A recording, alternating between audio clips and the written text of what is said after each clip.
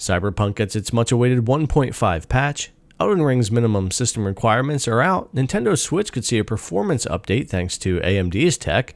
We have Lost Ark continuing its success and a new studio cropping up, plus your GeForce NOW news update. So let's get started.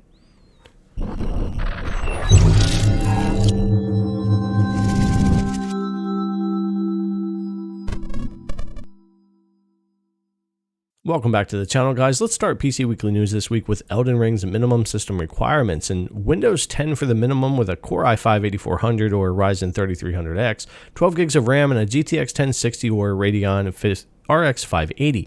For recommended, we're at Windows 11 or 10 with a Core i7-8700K or Ryzen 3600X, 16 gigs of RAM, a GTX 1070 or RX Vega 56 or higher, 60 gigs of storage required, and DirectX 12 will be required. Looks like no DirectX 11 version. To me, I was expecting to see worse, especially after games like Dying Light 2, and these specs really aren't too bad for minimum recommended. But let me know in the comments below if you're going to need to upgrade your system to be able to play Elden Ring. And it looks like we have a new studio popping up from Witcher 3 director and Cyberpunk veterans that will focus on AAA dark fantasy RPGs. They announced a new studio called Rebel Wolves based in Warsaw, Poland, and they've said they envision a new studio with a united goal of doing things differently while always putting the team first at all times. You've seen this kind of be a theme lately with new studios and existing studios wanting to make a much better work environment, and with everything that we know about burnout and the work ethics and what it takes to make these games, it's nice to see, and we'll be watching to see what this studio comes up with. The Nintendo Switch, it's a place I love to game, but it is showing its age, and I really need 60 FPS gaming. The Nintendo Switch might be getting some unlikely performance boost from AMD via their FSR tech or Fidelity FX Super Resolution technology. This is basically similar to NVIDIA's DLSS, although the implementation isn't quite as good. You render a game at a lower resolution and then upscale it, which allows you to get more frames per second and better performance. This would be great for games like Nintendo Switch Sports, where I really want to play at 60 FPS. Something I also want to see in next-gen consoles also with ray tracing, because we really could use that performance boost. So we'll keep an eye on this and see what happens.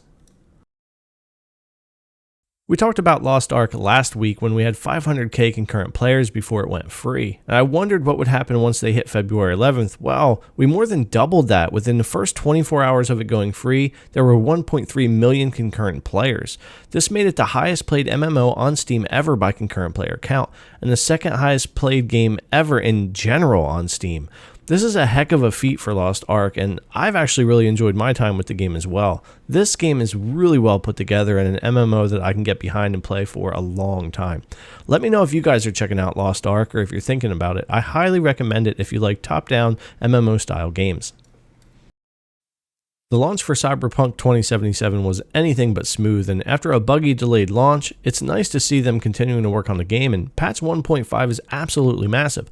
Across all platforms we have new weapons, additional apartments, hairdressing mirrors for changing appearance, rebalancing of gameplay, economy, and loot systems. We've got ray trace local shadows on PS5 and Series X, various visual and quality improvements on those consoles plus the Series S, among other things. The patch is absolutely huge. If you haven't gone over to the website and checked it out yet, and you play Cyberpunk 2077, I highly recommend it. It's basically a novel, and it does a great job of breaking down next-gen features for consoles, PC, even Stadia, which didn't get much, but they got an FOV slider, plus all of the other content and quality improvements. It's great to see the team continuing to work on Cyberpunk like this, and like I said, I highly recommend going and checking out these patch notes if it's a game that you're looking forward to getting back into. And as a reminder, I like to bring up the Epic Game Store free game. You never know when this could be included in GeForce NOW to play in the cloud or if you want to play locally. So Brothers: A Tale of Two Sons is available for free this week on Epic Game Store, so go grab that up if it's something you might be interested in. Let's get moved over into our GeForce NOW news. You guys know, as a PC gamer, I absolutely love this service, and it's been a great way for me to play a lot of my PC games away from my rig. Starting off this week, GeForce NOW continues its second anniversary celebration with a World of Warships reward redeemable through the Epic Game Store. Get the Charleston or the Dreadnought and expand your fleet. We've also got 8 games to look at this week, so let's go ahead and get started. So first up this week we have Spellmaster The Saga, which is an RPG inspired by the Gothic series, which combines adventure with the construction and management of a magical academy. Gameplay takes place in an open, seamless world filled with secrets, mysteries, terrible monsters, and varied NPCs. This is a day and date release on Steam for GeForce NOW for February 16th.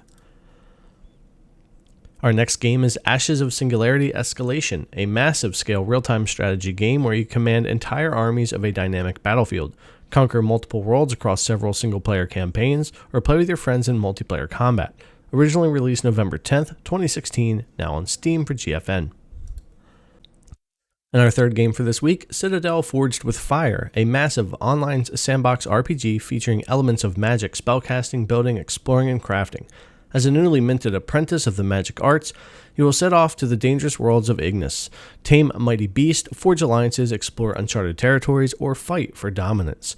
Originally released on Steam November 1st, 2019, now supported on GFN.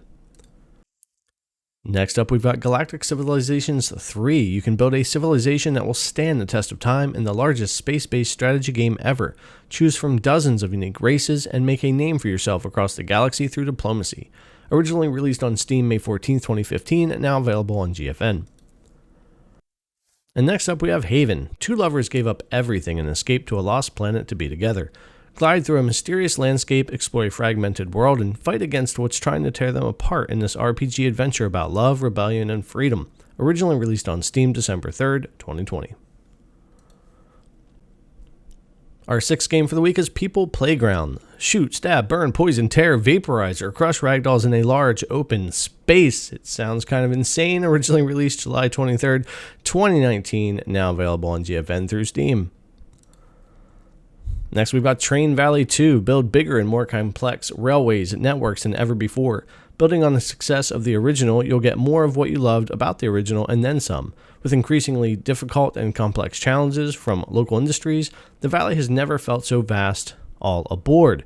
This was originally released April 15, 2019 on Steam, now available on GeForce NOW. And our final game for this week is Valley, originally released August 24th, 2016 on Steam. Explore the vast and beautiful world of Valley using the power of the Leaf Suit, a fierce exoskeleton that grants exceptional speed and agility, along with a phenomenal ability to manipulate the life and death of all living things. Alright guys, that'll wrap it up for our PC Weekly News this week. You got your GeForce NOW news update and some other cool things in there this week, including the Cyberpunk patch and the success of Lost Ark. Definitely leave me your comments down below letting me know what you think, and if you're new here, or if you haven't already, don't forget to subscribe, give a like, and ring that bell so you know when new videos come out. Thanks a lot for coming to watch, and I'll see you guys in the next one.